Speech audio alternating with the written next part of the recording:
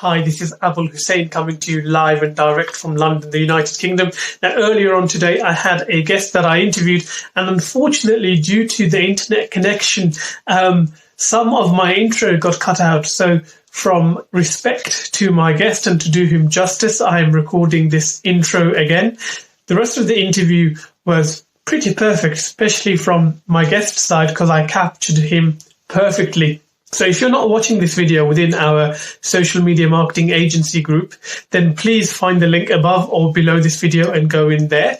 And the guest I have today is all coming to you all the way from Canada. His name is Nadeem Ahmad, and he is a personal branding expert, and he has built multiple businesses to great heights. And he's also a bit of a mindset coach and a business coach, and he has a wealth of experience to share to show you how to build an authentic personal brand. So without a further ado, let's jump right into the interview.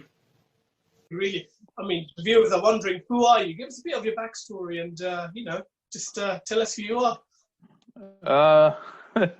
That's usually the hardest question, but I'm gonna give it a go. I've been actually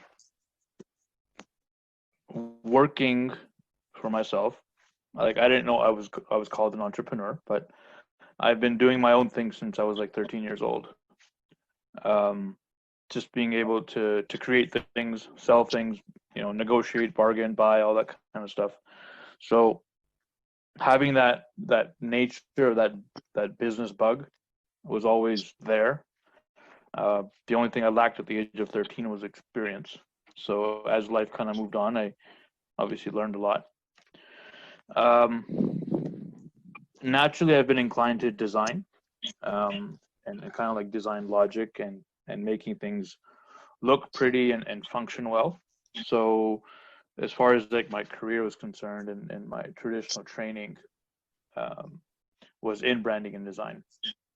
And when I first started working jobs, I used to work for a bunch of different studios, mostly printing houses that needed someone to do some design and layout stuff for print. From there, I kind of migrated into online stuff, mainly like WordPress, web design, so on and so forth. Just between that transition of WordPress and web design, then there was like email marketing that came up. And then between there somewhere, like, it's just one big cloud of stuff that showed up, right? Email marketing, affiliate marketing, and then post that big push on the internet was like funnel building, building funnels and all that kind of stuff, and online courses, online training. There's a huge boom going on right now in that space where people are taking knowledge from their mind and putting it into a tangible form. A video, a PDF, a Facebook group, or whatever, and they're monetizing it. So in that whole process, I've been able to fail more than I have been successful, to be honest. But I have, built businesses, and I've gotten tremendous results for clients. And having that experience, working not only from the creative side, but also from operations and business and execution, and just that intuitive business piece that was always there was kind of being nurtured and trained and mentored by some of the amazing mentors that I have. So now, coming full circle, I can have a conversation, alhamdulillah, with anyone with the confidence that I'm there to add value and help people solve their problems in their business. And then that's how things kind of take shape. Okay, cool. No, that's quite a detailed intro. Thank you very much there. And the conversation that we want to really talk about is your personal brand and conveying your personal brand with confidence. Now, often when you ask people what do they think of a brand, they think of like logos and strap lines and all of those other shiny things. And I think a part of a brand is all of those things. But just to demystify the brand, and more specifically the personal brand, how does a personal brand fit into a business, if you like?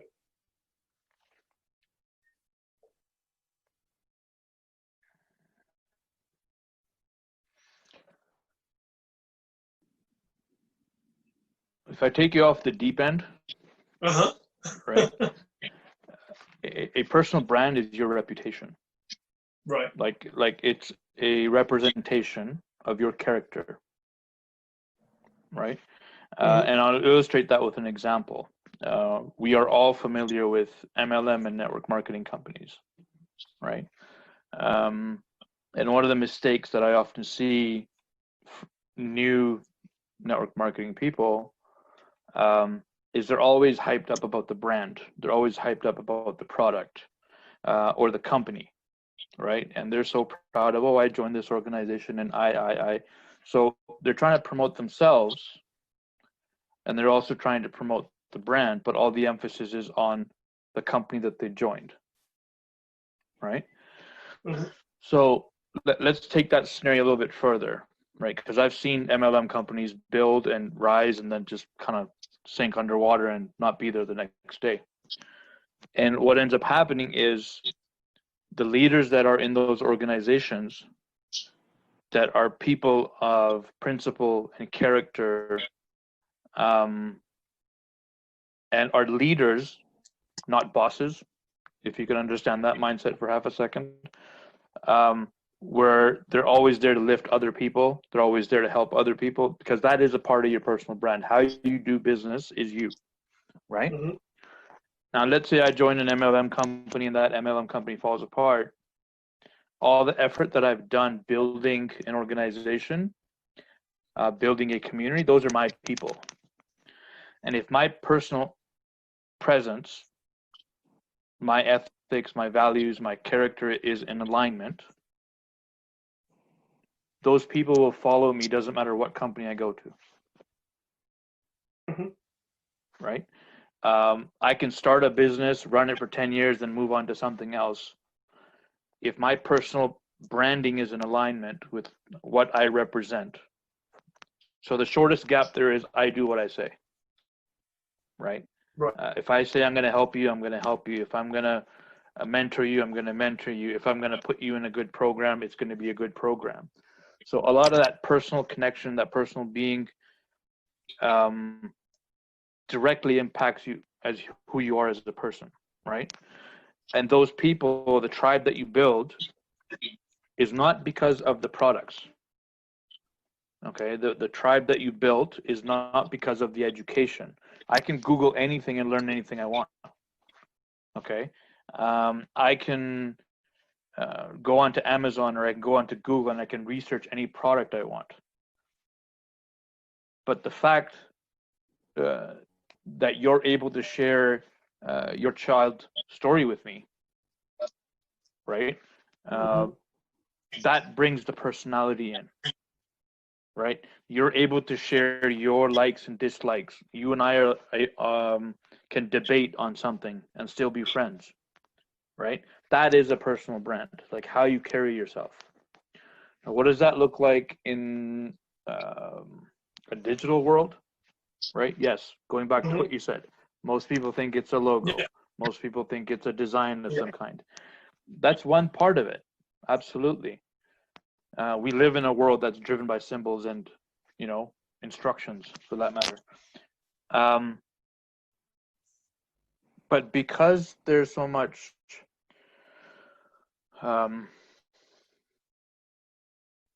vulnerability, there's so much of availability of time on the online world, it's the same principles that apply, right? If you're going to do a Facebook Live, if you're going to be present, if you're going to engage people, people will resonate with you. They're not going to resonate with how pretty your website is or all these other things that people think are, here's your personal brand, you need this. It really comes down to your ethics and values.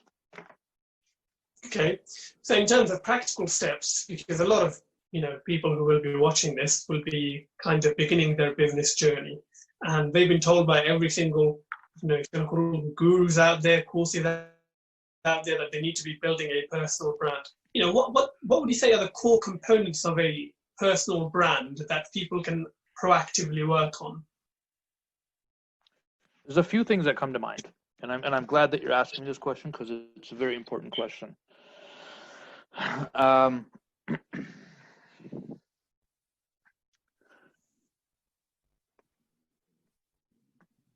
the first thing that comes to mind is that people, they want to create the perfect personal brand before anybody else hears about it, right? Oh, the logo has to look pretty, you know, oh, it's not right. And we are our own greatest critics, right? We shoot ourselves in the head so many times, verbally speaking, when it comes to projects and design and anything that, see, I'll give you a simple example. If I'm designing something for someone else, it's like a walk in the park. But the moment I sit down and design something for myself, I have to work like 10 times harder because I'm criticizing my own work.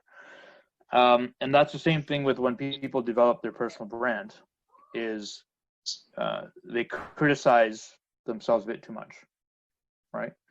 And to fix that problem, okay, when you build a personal brand, or even if it's a professional brand, you need to know that how that brand is being perceived, you have no control over it.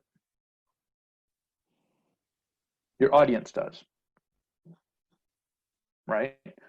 Mm-hmm. Let's say I have a samosa shop, Mm-hmm. okay, and I keep telling myself I make the best samosas in London,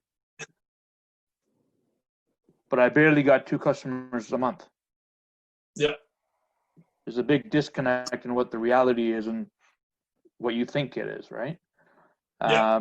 And the alternative is, hey, yeah, you know, I run a restaurant, and I'm packed 7 days a week, right? Because the perception is with the audience, it's with the customers. The customers think you have good food, you have good samosas, they'll come back themselves. So us trying to control what we want the other person to think is next to impossible. Right. So just know that you don't control that. The audience does. Mm-hmm. Now, how do you back that up? Let's go back to the samosa stand, for example. If I know my samosas are garbage, then I need to follow your recipe on YouTube and make it better, right? Mm-hmm. Or I need to educate myself on what my customers want and deliver that and make it better. It's not, because one of the biggest things I've learned over this course of, I don't know, 25 years in marketing is not about what I like. As a designer, as the person sitting down putting logos together, it's not about what I like. It's about what works. Mm-hmm. And for a lot of people, that's a big mindset shift as well, right? When they get to that part where it's like, no, I like it like this. And then all of a sudden you see that no customers are showing up, right? And there is a method to the madness. There's a whole process in place that helps people build a personal brand. Right. Yeah. So just to kind of wrap this point up is, Mm-hmm. as people, because we're talking specifically about personal brands, you as a person are going to change. You're going to grow as an individual. That also means whatever personal brand that you are holding on to, or that you created, or that you developed, that's also going to change, right? You need to grow with your brand, or your brand needs to grow with you. You can't be stagnant on one side and then kind of be stuck there. Be open to change. Mm-hmm.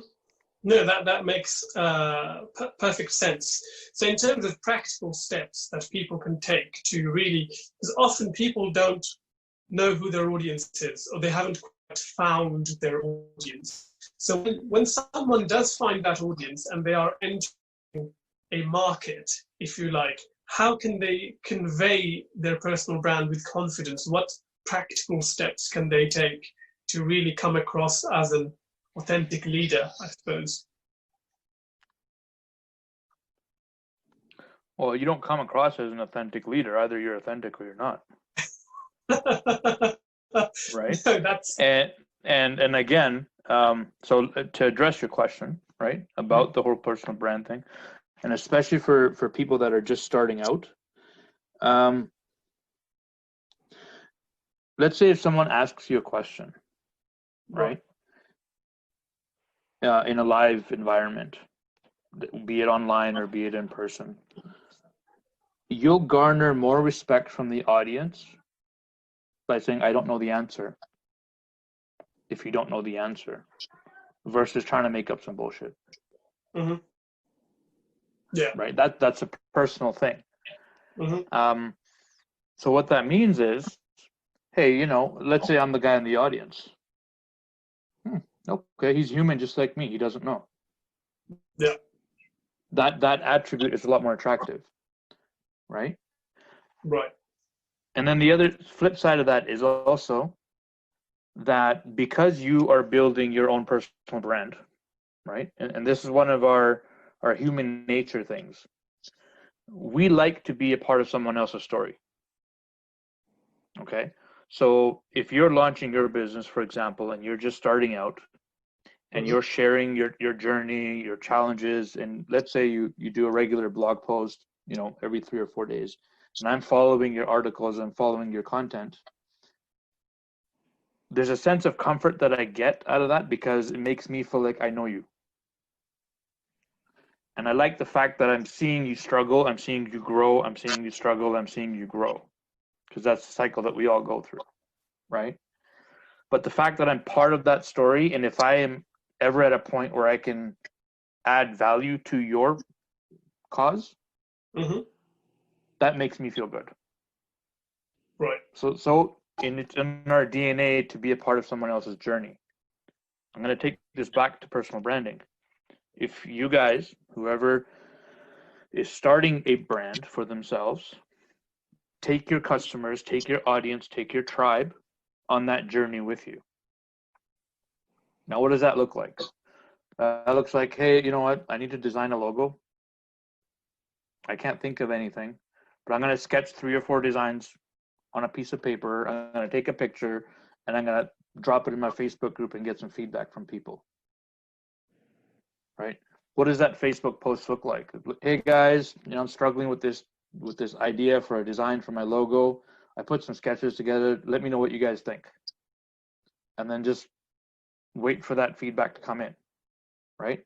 The more you ask, the more vulnerable you are, the more trust you're going to be able to create. Right?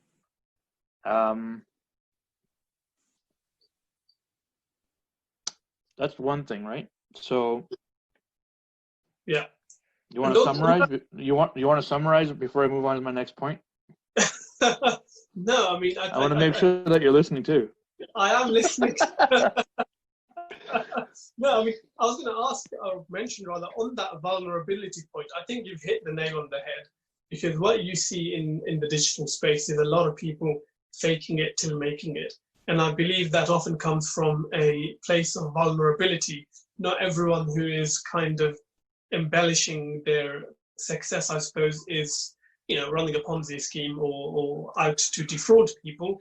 It's that they feel that to connect with their audience, to be seen as a leader, they need to kind of fake or, you know, exaggerate some of their successes. And now you are saying, which is exactly how I feel about this, that if you come across as vulnerable to people, that you are probably going to get more respect from them, taking people on that journey.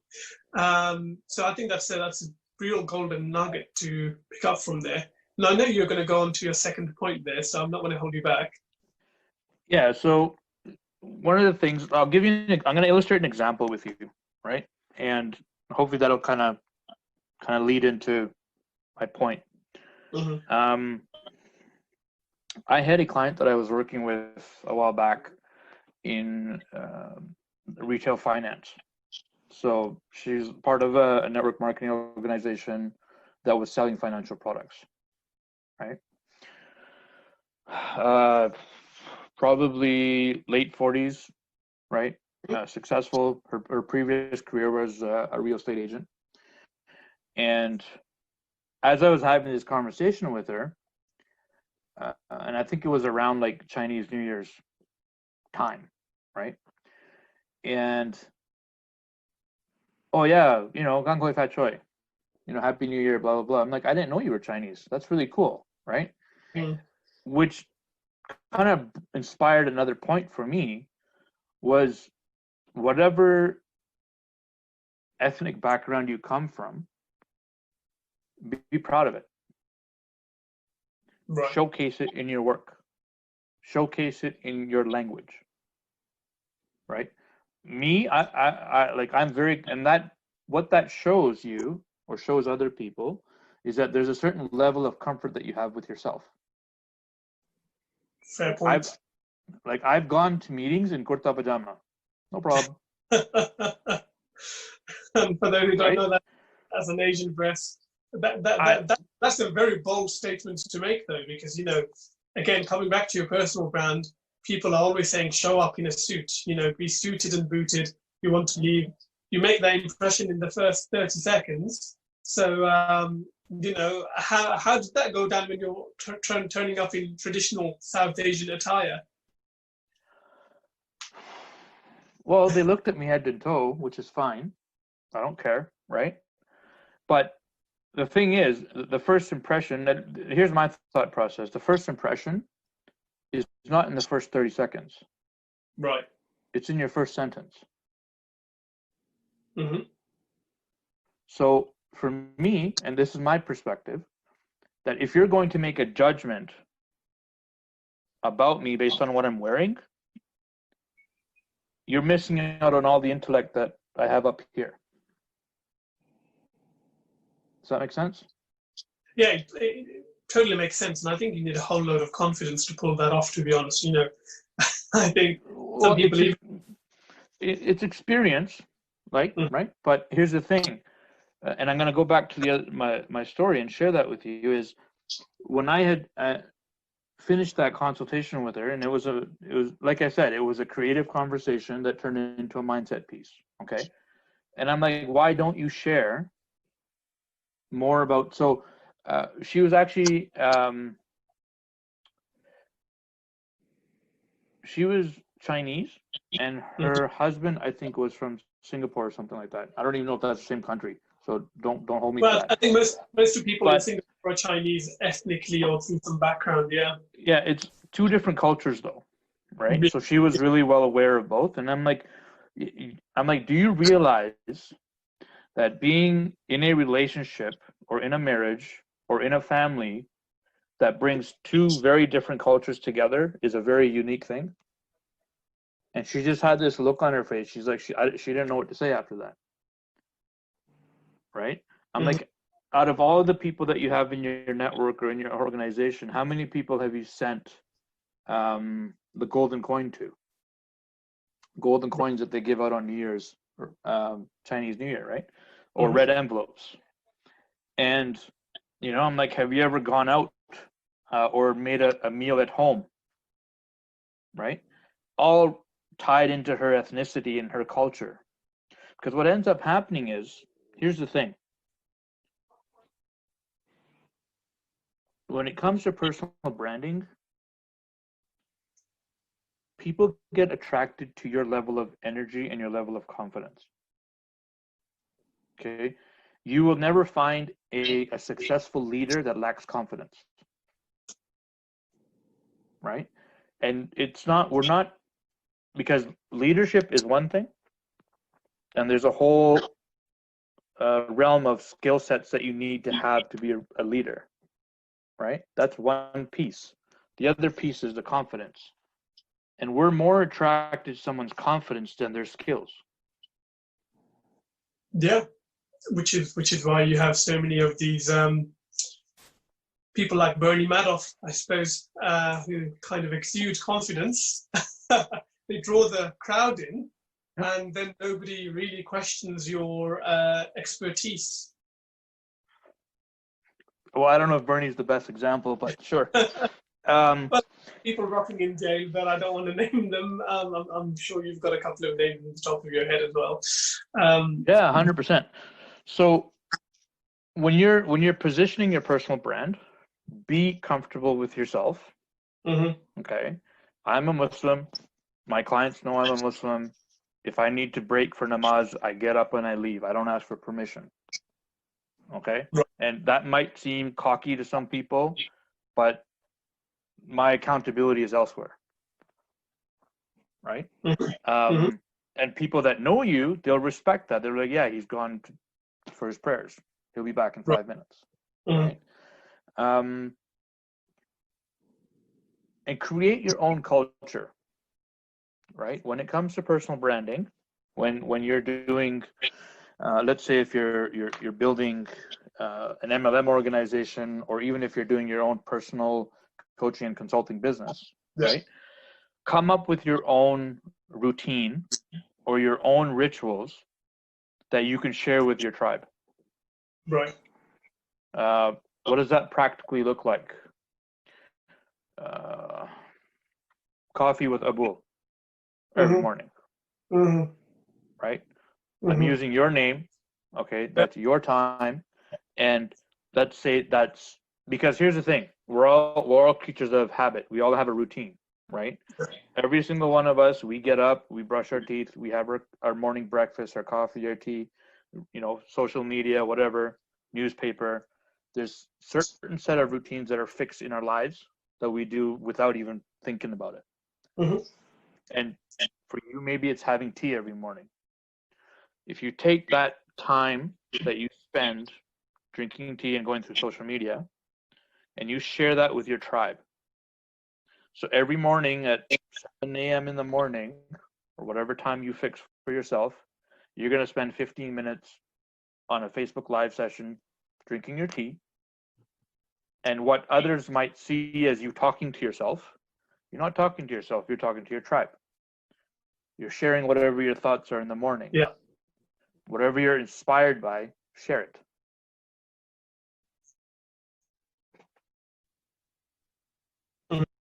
Right? And there's also value. Sorry, you're breaking up there. Say that again. No, that's fine. What I was saying is, some people think that whenever they go and they post to their tribe, to their community, they always need to be sharing value, but it doesn't necessarily need to be anything of value if you are sharing your thoughts, sharing your morning rituals, sharing, what you're getting up to that day. I think that's what normal leaders do, right? Well, part of that is that you're documenting, right? And that's where the shift is in your mindset. Because when you get into creating for your personal brand, you become very critical versus documenting what you're doing. So I'm having tea in the morning, I'm taking my notes, I'm on my camera, on my live group. Hey guys, just working on this proposal project. Here's my notes, here's some ideas. Let me know what you guys think. And 15 minutes later, you wrap it up. Right? Now, if you do that consistently, and let's say maybe you miss 1 or 2 days in a month, right? Not only are you creating a ritual for yourself, you're creating consistency within your brand, and you're also creating a library of content. Right? And when you look over your shoulder a month later or 3 months later, you'll realize, oh my God, I have all this content. Now I can do something with it. And people can, if they want to get to know you, let's say I just met you, right? And you're like, hey, come into my Facebook group. I'd love to have you. I think you bring a lot, whatever.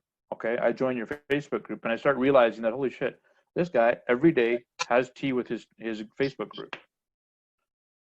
So that shows a certain level of dedication about you that you have to your community or to your people.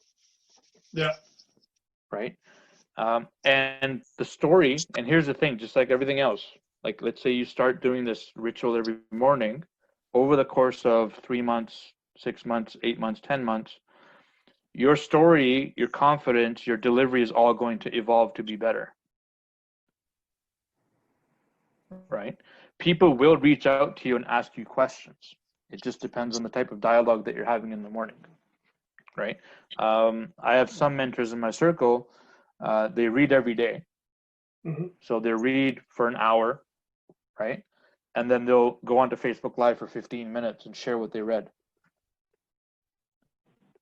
It's a great routine. And you can do that. You can. You're breaking up. No, I'm still here. You can carry on. So, having your own routine, having comfort and confidence in who you are as a person, okay, is what's gonna really resonate with other people. And don't quit.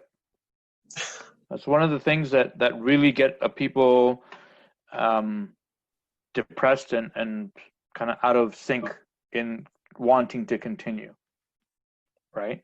So if you are in that stage of building your personal brand, so two things: create a routine first, right? That I'm going to do this every day. Okay. And let's say we'll go back to the tea with my Facebook audience or whatever every morning. That's a routine that you've created that's personal to you, and it's building your confidence and your authority. Give yourself a timeline. Okay, just don't say, I'm going to do it today and we'll find out what happens. And next thing you know, nobody watched your Facebook Live and, you'll start crying in the corner somewhere. Versus pace yourself out 3 months. And don't look left, don't look right. And when I first started, the first 3 months, I didn't even read the comments. Right. Because I was so scared. I'm like, someone's gonna troll my videos, and it did happen, okay, and it was family, so it's all good. They don't have anything better to do. Like, that's the thing though, and that slowed me down, right? Reading those comments, and I'm like, no, I don't need to do this. But then when I picked myself up back after that, when I had a conversation with my mentor, and he's like, look, dude, you have to stop worrying about other people's opinions, because they don't matter, right? And that kind of leans, and the only way that you're able to survive through that part is to have the confidence in what you're delivering, right? Have a strong understanding of where you stand, what value you bring, what you're good at. And don't quit. So that's the second or third thing I mentioned today. I don't know. So don't quit. Like, set yourself up on an actual calendar, an actual schedule, and stick to that schedule. Right? Right. And then you'll start seeing that kind of momentum build and inshallah grow from there with your audience. And listen to your audience, right? Ask them questions and answer ask them questions, and then if it's in your ability, answer them, right? And there's a really magical thing that happens there, okay? It's like, let's say 25 people watch your Facebook Live, and one person asks a question, a very specific question, and maybe a week later, you answer that question. That same person is going to be like, oh my God, how did he know that I was thinking the same thing? Because they forgot.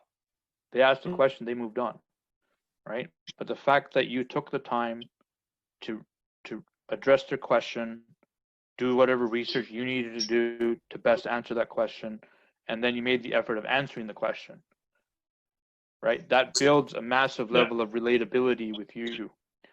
It builds your authority. It also tells your audience and your tribe that you're engaged with them, right? There's this myth in the marketing world that for every one person that asks a question, there's 10 people thinking the same thing. Yeah. And to a certain degree, it's true, right? So if you're able to build a library of Q&A, for example, it'll definitely add value to your personal brand. So yeah, know who you are, be confident in yourself, okay? Be cultural. If you come from a very, very colorful background or diverse, culture, religion, practice, as long as you're not preaching stuff and forcing things down people's throats, right? Make that a part of your brand. Because here's the thing. If you do anything that is removed of yourself, it's going to show. It's that simple. Right? If you try to adopt someone else's style that isn't yours, it's going to show. If you're going to try to impersonate someone else, and this is a lot of challenges people get. Oh, I like Grant Cardone. Oh, I like Gary Vee. Oh, and I like, Coach Tim or whatever. And it's like you end up trying to mimic each person, when in fact what you should be doing is just kind of discovering who you are. Because don't be mistaken, okay, guys, the brands that these people have built, the Gary V's and the Grant Cardones and the Anthony Robbins of the world, those are very well designed, articulated brands. Right? There's Tony Robbins, the brand, and then there's Anthony Robbins, the person. Right? Two completely different people. A great example from your neck of the woods is Gordon Ramsay. Yes. He's a very, very nice guy in person. Never met him. Okay. But if you watch some of his other shows and some of his other documentaries, you know that he's not the guy that's always like fired up and yelling at you and swearing at you and telling you to go lick the toilet clean with your tongue or something like that. So again, that's structured. Like that was created to be like that. That's not him. And yes, be inspired by them, be inspired by those people, right? But still, you need to discover who you are, discover yourself, right? And that leads me to one other point that just comes up for me is when you're building your personal brand, you need to find which medium you're most comfortable with. Okay. A perfect example is Gary Vee. He is extremely comfortable with video. That's why he has a video camera in his face 24/7, right? Some of us are not comfortable with video, but we're okay talking with people, so we can do a podcast. That's a great medium for somebody to express their feelings and thoughts and expertise on any subject matter, right? Some people are afraid of having a conversation. So to express their thoughts, they're very, very good writers. So create a blog post, right? Write content that makes sense. Write content that's well structured, right? What that means from a personal brand point of view is if you find a medium or a platform that you're comfortable with, you'll be able to thrive on that platform versus trying to coax yourself to doing it. Sure. Right? So maybe experiment a month or two. Like if you're not going to do it, you're not going to know, right? So that's one of the things. So experiment with video for a month or two, right? And see what your comfort level, if your comfort level grows with it, then that's a fear that you've kind of handled, right? Now you just need to learn the skills on how to be better on video, right? If you started a podcast, do 1 or 2 recordings, share them with some friends, get some feedback, right? Always be open for feedback, especially when it comes to you as a person, as an individual, as an entrepreneur, as a personal brand. It may come off as trolls. It may come off as criticism, or just straight out hatred. That's possible too. But if somebody spits hatred at you, you just look at it and say, okay, how can I make it better? How can I make myself better? Right? Because we can really easily go down that rabbit hole of, oh my God, he called me names. So they're projecting their stuff onto you. That doesn't mean that's who you are, right? Yeah, no, thank you for sharing all of this. There's a lot of food for thought for me, and I'm sure for people who are beginning their journey in building their personal brands. I know we've been going on for longer than I told you it would, so I don't want to take up too much of your time. So I'm going to try and wrap this up now. With the final question, really, in terms of mindset, because we have spoken a lot about mindset, and you have mentioned, 9 out of 10 times people often have the skills to actually achieve what they want to achieve, but it's the mindset that is holding them back. What's your best trick for getting our mindset in check?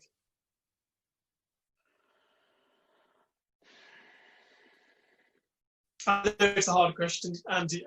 I mean, I haven't prepared you for the question, so you will have to think about it a little bit.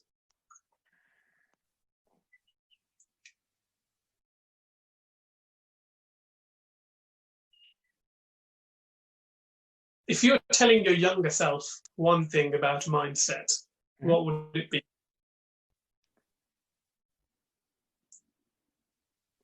Focus on the destination and enjoy the ride.